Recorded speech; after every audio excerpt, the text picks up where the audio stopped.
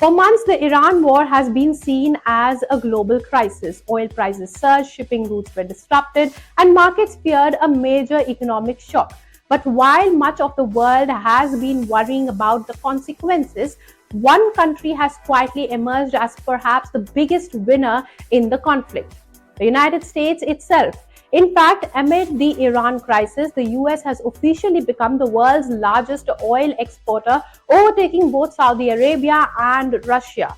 According to Reuters, American crude exports have hit a record 10.5 million barrels per day in May, driven by strong demand from Europe and Asia as disruptions affected rival producers. This is a remarkable turnaround. Just a few decades ago, the US was heavily dependent on imported oil.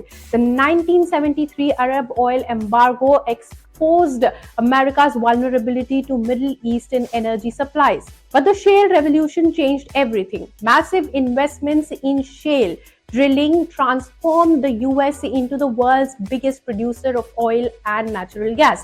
And now, thanks to partly the disruptions caused by Iran conflict, America has become the world's biggest exporter as well. And that's translating into serious profits. Higher global oil prices mean American energy companies are earning more from every barrel they sell. As buyers look for alternatives from the Middle Eastern and Russian supplies, US producers are filling the gap. Europe and Asia have increasingly turned to American crude.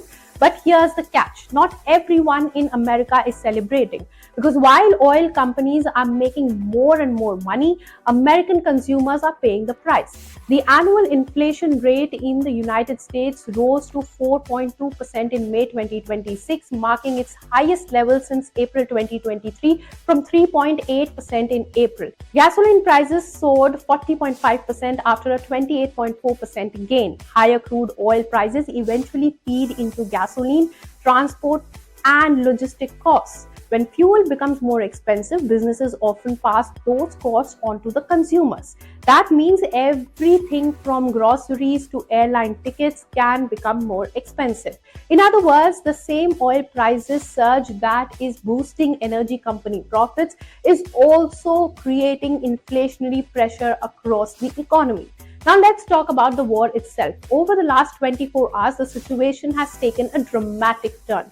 US President Donald Trump claimed that a peace agreement with Iran is nearly complete and could be signed very soon, perhaps the weekend. He even suggested that the conflict may effectively be coming to an end. Trump also reportedly called off planned military strikes against Iran, saying negotiations had reached an advanced stage. But Iran is telling a very different story as usual.